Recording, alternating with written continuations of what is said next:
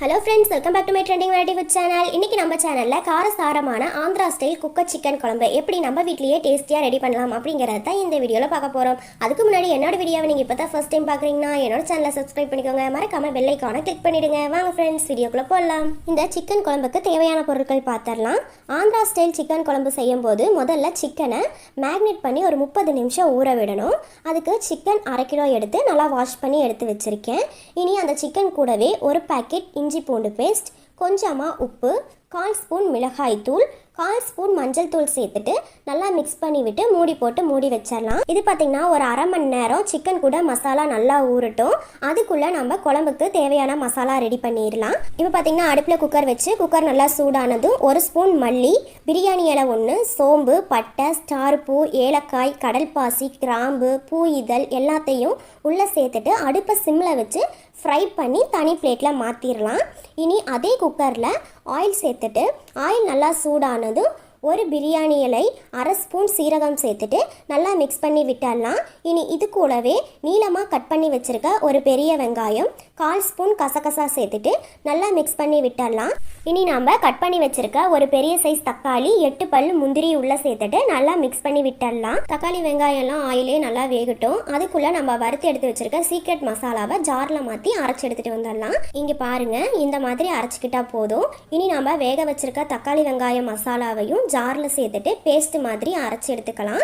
இங்கே பாருங்கள், குழம்புக்கான மசாலா ரெடியாக இருக்குது. இனி நம்ம குழம்பு வைக்க ஸ்டார்ட் பண்ணிடலாம். அடுப்பில் குக்கர் வச்சு குக்கர் சூடானதும் ஆயில் சேர்த்துடலாம். ஆயில் சூடானதும் மணத்துக்காக பிரியாணி இலை 1 சேர்த்துட்டு அது கூடவே 1/4 ஸ்பூன் சோம்பு சேர்த்துட்டு மிக்ஸ் பண்ணி விட்டுடலாம்.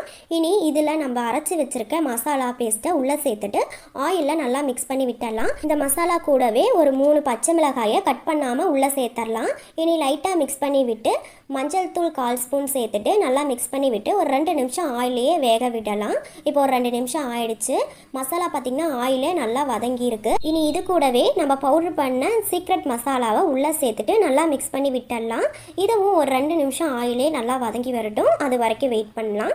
இப்போ பார்த்திங்கன்னா ஒரு 2 நிமிஷம் ஆயிடுச்சு. நம்ம சேர்த்துருக்க பொருள் எல்லாமே எண்ணெயிலே நல்லா வதங்கி வந்துருச்சு.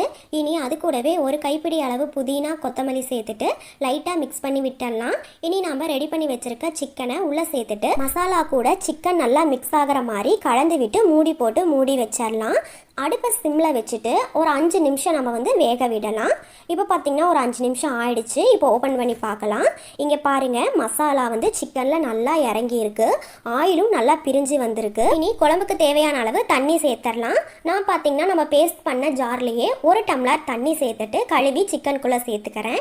இனி குழம்புக்கு தேவையான அளவு உப்பு சேர்த்துட்டு நல்லா மிக்ஸ் பண்ணி விட்டு உப்பு காரம்லாம் கரெக்டாக இருக்கான்னு செக் பண்ணி பார்த்துட்டு காரம் வேணும்னா 1 ஸ்பூன் மிளகாய் தூள் அதிகமாக சேர்த்துக்கோங்க. ஏன்னா ஆந்திரா ஸ்டைல்னு சொன்னாலே காரம் கொஞ்சம் அதிகமாக இருக்கணும், அதனால தான். இனி பார்த்தீங்கன்னா குழம்ப லைட்டாக மிக்ஸ் பண்ணி விட்டு மூடி போட்டு மூடி வைக்க வேண்டாம். குழம்பு நல்லா கொதிச்சு வந்ததும் குக்கர் மூடி போட்டு ஒரு 2 விசில் வைக்கலாம்.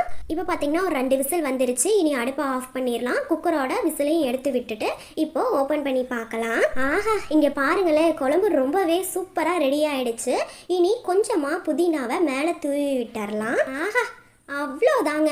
ரொம்பவே சிம்பிளான அண்ட் டேஸ்டியான காரசாரமான ஆந்திரா ஸ்டைல் குக்கர் சிக்கன் குழம்பு நம்ம வீட்லேயே நம்ம ரெடி பண்ணிட்டோம். வாங்க ஃப்ரெண்ட்ஸ், சாப்பிடலாம். இந்த ஆந்திரா ஸ்டைல் குக்கர் சிக்கன் குழம்பை நான் என்னோட ஸ்டைலில் செஞ்சுருக்கேன். நீங்களும் இதை ட்ரை பண்ணி பார்த்துட்டு எப்படி இருந்துச்சுன்னு மறக்காமல் கமெண்ட்ஸில் சொல்லுங்கள். அதுக்கு முன்னாடி என்னோட வீடியோ உங்களுக்கு பிடிச்சிருந்தா லைக் பண்ணுங்கள், ஷேர் பண்ணுங்கள், சப்போர்ட் பண்ணுங்கள், கமெண்ட் பண்ணுங்கள். மறக்காமல் என்னோட சேனலை சப்ஸ்கிரைப் பண்ணுங்கள். ஓகே ஃப்ரெண்ட்ஸ், நெக்ஸ்ட் வீடியோவில் பார்க்கலாம். Thank you friends.